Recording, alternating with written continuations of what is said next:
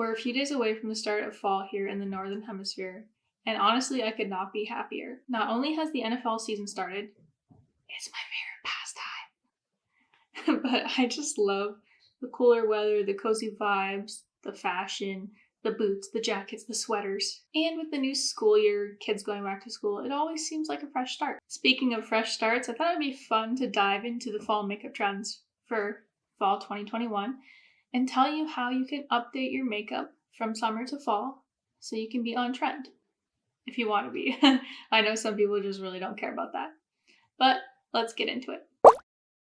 When I think fall makeup, matte skin always comes to mind, and it's helpful because I have an oily T-zone. But this year it's a skip for me. We've seen the glowy, kind of dewy, very hydrated look be in for quite a few years now, and from all the research and articles I scoured the internet, they all highlighted, no pun intended, they all highlighted the fact that dewy skin is in for fall. So if you've been wearing the dewy makeup all summer long, just keep it going. Personally, I've rediscovered Revlon lately, and Revlon Candid. It's a natural finish anti-pollution foundation. I don't know about the anti-pollution part of it, but I think this is one of the best natural looking foundations I've tried in a very long time. I'm gonna go in with this. Let's get in closer here, shall we? Too close? I don't know. Okay, so I just really enjoy this. And what I appreciate is I don't like looking like my skin's perfect anymore. I just want it to look natural. It just looks like skin. It's crazy. If you really only have matte foundations, you can buy a dewy setting spray to give you more of a glowy look. You don't have to powder.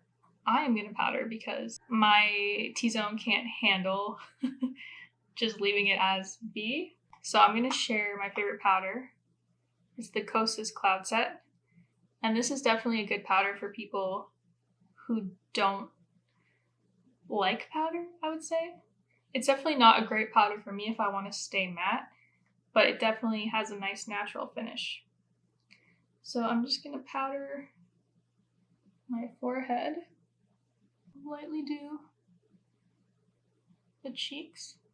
Okay, this is where I get crazy and do two powders, but I'm gonna take my Clean Fresh by CoverGirl because I need something a little bit more drying under my eyes because it stays quite, the concealer always stays quite oily there. So I just like to put a little bit right in the corner.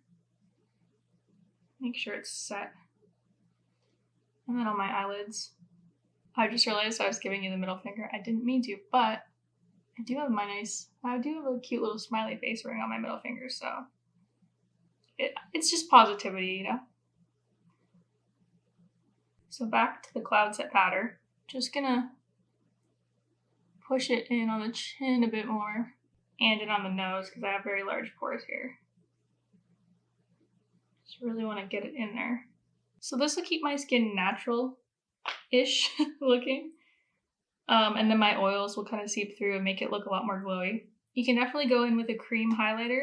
This is the Glossier Halo Scope in the shade Moonstone.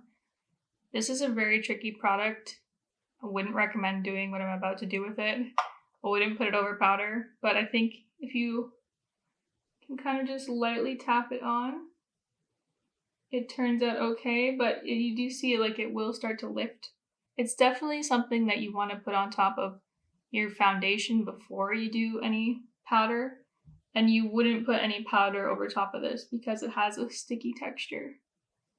But it really does give you the glass kind of skin effect. The next thing I'm dropping from my summer makeup routine, and it's something that I've already been experimenting with, I mean, check the card up here if you want to see my full thoughts, is bronzer. And I know that's shocking to some people, like they'll never give up bronzer ever. But I think it's just a really pretty, fresh look. And I've read a bunch of articles, and they all, I think the majority of them said that there would be a blush renaissance. Like blush is back in a big way. Draping is very in, where you do blush kind of as your bronzer and like put it into your eye makeup as well. So I've been trying that out. I really like it. I'm gonna try not to go bronzer heavy anytime soon because with having very fair skin, it makes you look, I don't know, sometimes it can make you look pretty muddy, and it's hard to get one that's not super warm tone that would actually match this pale skin I got going on. So that's why I'm ditching bronzer for now. And the trend specialists say you should ditch it too. Okay, I'm gonna use my Cover FX Monochromatic Blush Duo, Matte and Shimmer. Oh, and from what I've read, monochromatic looks are still very in. I know I've seen it before. I'm not sure what season, but they've definitely been in, so keep that in mind. I'm not gonna do a full monochromatic look today, but I do really enjoy that. I think it just it's so easy. Yeah, it's just easy. So I'm going to be careful and try not, and this is also a reason why I did want to powder my forehead, because I knew I was going to be putting powder blush on top of it. I do have a cream blush or two, but I don't really like the texture of them for all over my face. So didn't want to put it up on the forehead, so I'm using the powder blush today. And because we did some glowiness here, I'm going to be careful around it because I don't want to get it all stuck there in the tackiness of the Glossier. Ideally, I would have done this after, but I don't know why I didn't. And if you think you've ever put too much on, you can always kind of even it out with powder or your beauty blender if you're using cream products. So I'm just going to go back in with a little bit of Kosas powder. Okay, now for brows. If you haven't been loving the soap brow trend, I'm sorry to tell you that very natural brows are in and they're in for fall. So I love makeup and I feel like you can do whatever you want to do regardless of trends. But I do think this is one to try because it's a very different look from maybe what we were doing in 2015 or 16. So I think it's a really interesting technique to try, and they have a lot of products out there specifically made for this now if you don't want to just use a bar of soap. Although that would be cheaper. But I'm going to show you Anastasia Brow Freeze today. So what I like to do is go in with the Urban Decay Brow Blade. A lot of times I'll do a little bit of structure up at the top here, and then I'll do some flicks in whatever areas I want, and then I'll go in with the Brow Freeze. Now, the trick to Brow Freeze. Brow Freeze is very sticky, and that's just something you have to be okay with because that's the nature of the product. I don't like to get too much onto my brush. I kind of just tap it in there. And I like to start in the middle and come through.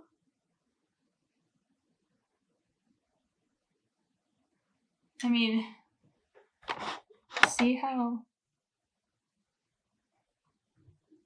much hold this can have? You can really stick your brows right up there if you wanted it to be that way. I think that's a little too much. So what I do, and this is also the only product that I've ever used that actually holds my brows in the shape I want it to. So going to the front, I can actually take these hairs and push them over and almost like flatten them there. You see that versus this side? So it's good to get that lift that I don't typically have. But I will come back and like brush them down so they're not standing straight up because I do have quite lengthy brow hair. If we were to go on this side and just brush them all kind of straight up, like it looks like an old man eyebrow, like a very, I feel like you get the visual. Like somebody who's never trimmed their eyebrows. He's smart for sure. He's interesting, but he doesn't really groove his eyebrows. The one thing about this product I will say is you can't do layers and you can't fuss around with it too much because it's kind of like hair gel in the sense if you've ever tried hair gel and made the mistake of trying to brush through it after and then it gets all flaky, like the flaky white bits. That happens with this product. So you really just have to know what you're getting into. I kind of just slowly move it if I want to place them in certain areas, but I've seen some people really kind of press it down like a true like brow lamination look. I'm okay with these. They're a little bit wild, but now I'm seeing like one area where I think looks pretty sparse over here, so I'm just gonna try to put something in there. And I think that was enough. They're not even, this one, like I said in the video before, is pretty, actually let me just put some here too. This brow is very quite droopy compared to the other ones, so they're never gonna look even. But I do like that with this product you can really kind of like push this over and set it, so it makes my eyebrows look a little bit more symmetrical than they really are. For eyes, there's a lot of trends to choose from, but I think I want to start with the ones that you won't see me wear this fall. Yeah, we'll go through the ones that I won't be wearing. Okay, number 1 is grunge black eyeliner. I'm leaving that back in my high school days. I definitely had a moment. I was never a goth, but I did enjoy like punk music and stuff like that. And I had this phase where I just wore like kind of skaterish clothes, I would say, like dicky pants, like a nice cute little chain belt. It wasn't a full Avril Lavigne moment. She wasn't my idol, but I'm saying I never wore the tie, thank God. But I definitely dabbled in the waterline black eyeliner. I feel like everyone did that during my generation in high school because we didn't really know how to do makeup. The only way you could really learn was to buy magazines and look in the magazines for like makeup tips and makeup trends. Now that we have YouTube and everybody Instagram teaching us, I mean, we're all much better now. So I'm leaving that in high school, especially too, if you have, I mean, for me, being so pale and then having like pretty dark under eye circles, I think I usually try to avoid doing anything really smoky under the eyes anyways, because I feel like it makes me look kind of sad. It just doesn't go with my vibe. I've definitely had people comment to me in the past, like, oh, like, are you okay? Your eyes look you look like a little sad today. And it's just because I went like too heavy on my eyeliner. So definitely not making that mistake again. You know, a lot of young people are wearing the Y2K trend and stuff like that. And it's cute. It's fun to be nostalgic, but I will not be putting dark. Oh, and plus it just goops up on me too. It just like always gets in my inner corner, no matter if it's like with 24-hour wear one. So I will just be avoiding that trend. Second eye trend I would say to avoid is the electric eye look. I've seen it called like Studio 54 or just like bright electric kind of neon colors, which I think is a cool juxtaposition for fall. But I would say if you don't have any of those in your collections, I wouldn't go out and buy them. If you do have a bright palette, I think it'd be cool to experiment with it a couple times, but I wouldn't say go out and buy fuchsia eyeshadow or bright blue eyeshadow. It's just the odds of you wearing it or ever using it up are not good, so I would just skip that one. I mentioned Y2K just there. Lots of cute little supermodels wearing the Y2K fashions, but surprisingly, 90s makeup, maybe not surprisingly actually, 90s makeup is here to stay. You would think that we would shift more into the 2000s since that's popular in clothing, but I guess we're not really getting rid of the 90s anytime soon, which I don't have a problem with. I love the 90s. It was probably one of my favorite decades. Grew up in the 90s as like a, young kid the early 2000s were like my, I don't know, coming of age. So I have a lot of good memories of the 90s. It was just a simpler time. And I think whenever your childhood goes through a certain decade, you probably just have like good feelings and nostalgia towards that. Anyway, so I digress. I don't know where I was going with that. Oh, I was saying that I like the 90s, so I'm not mad about this. But I think grayish, mauves, browns, chocolates, monochromatic stuff is still in. So yeah, the 90s is not going anywhere. I saw lots of like green tones, moss, khaki, and I think that's pretty standard for fall, bringing back those like really earthy tones. The fuchsias were also there too, but I think a good way if you want to do color is dusty pastels, which are also apparently in, which I think is typically more of a spring look, but a nice lavender, a dusty lavender would be a good way to go there. And a lot of graphic liner. Lots of graphic liner options if you want to get fancy with it or not. And under eyeliner is pretty into like bringing your cat eye up from the bottom. I also won't be participating in that one just because I said I don't really like having too much going on under the eye, but it's something to try out. And of course, winged eyeliner is always in, always will be in, and it's just the perfect look for fall if you haven't been wearing too much eye makeup in the summer. It's something to revisit, with the caveat being that kitten liner is very in right now. So kitten eyeliner is just having a smaller wing, which sounds simple, but the dreaded evening out process of eyeliner, it can be difficult to make a small wing. I go in a lot of times with the intention of not doing a big wing, and then I mess something up on one side, I have to start making it thicker and thicker and thicker. So that's something I'll definitely be trying to perfect this fall. Always a red lip and a nice little winged eyeliner. Classic fall look. But today I think I'm going to go with something else. Summer was all about bronze and golds, but now with the temperature cooling, I think it's only fair that my makeup follows suit. And I'm going to go with some cool tone shadow. I'm going to play into that 90s kind of grayish. I'm going to try grayish look. So we're going to go with an oldie but a goodie. Urban Decay Naked 2 palette. If you have one of these, you should probably throw it out because it's probably a million years old. This one is actually not that old because I repurchased it. So I'm going to go in with Tease in the crease. It's a, I don't know, kind of like mauvey grayish shade. I don't even have a plan for this, but we'll see what happens.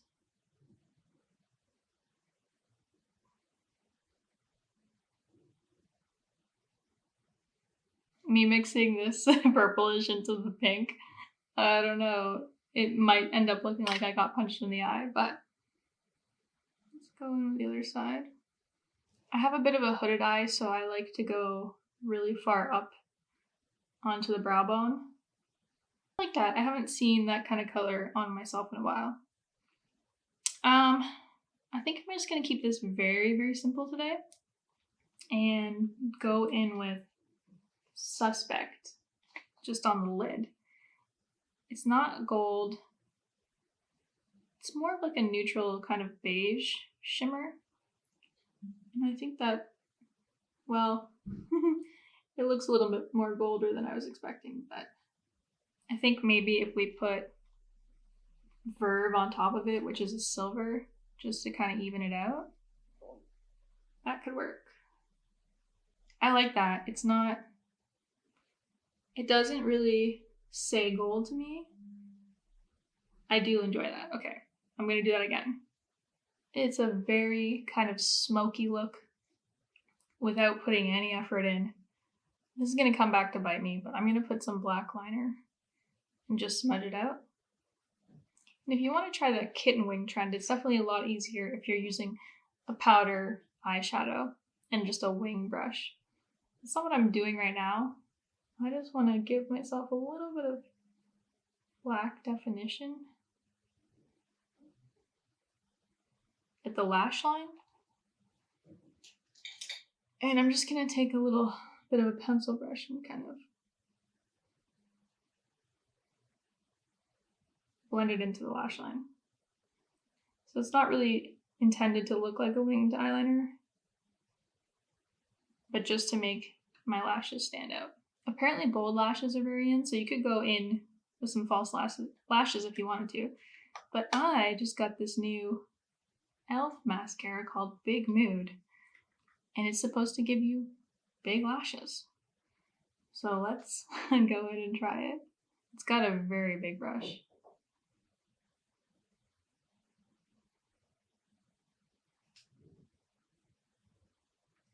Oh yeah, they're definitely big. Let's go for round 2.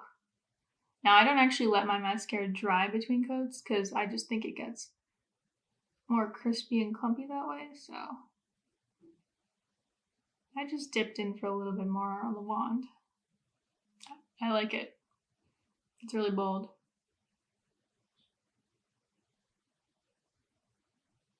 And finally, we've made it to lips. Of course, you can always do a red lip, a vampy burgundy lip, an oxblood lip. I think that's the same thing. A brick red, purples, you know, blacks. Time to bring them back. Time to bring them out. They're always going to be in style. But I did see that gloss is not going anywhere. Gloss is still in. And even, I've been on this train for a long time, to be honest. Even when matte liquid lipsticks were popular, I was like, no thank you, I'll wear lip gloss.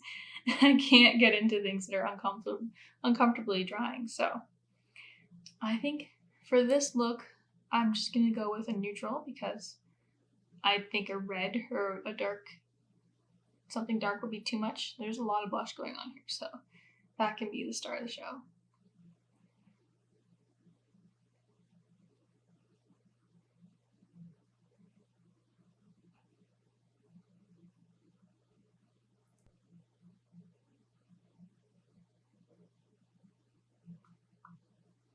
And I'm going to go in with Maybelline Lifter Gloss in the shade Stone. I don't think this is clean, but the drugstore got me. This is such a nice gloss. The packaging is nice. It's like huge. It feels so cool. And they have a lot of pigment to them, which is something I normally don't like for a gloss. Because I find like they do, if you go too light, they do this weird thing where it just really emphasizes any kind of like crustiness on your lips. But the 2 shades I have of this don't do that.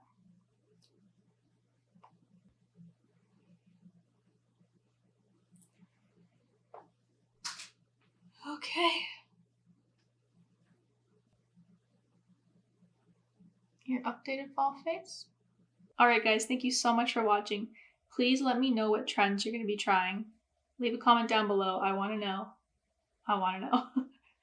I'm definitely going to be trying to perfect that kitten liner and pulling out some lipstick. You know, I didn't do much lipstick in summer, but I'm going to be pulling out my dark colors regardless if I leave the house or not. I will be wearing them. Subscribe to my channel if you'd like to see more videos, and thanks again for watching. I want you to remember, don't just make up your face, make up your mind too, and I'll see you next time. Bye-bye.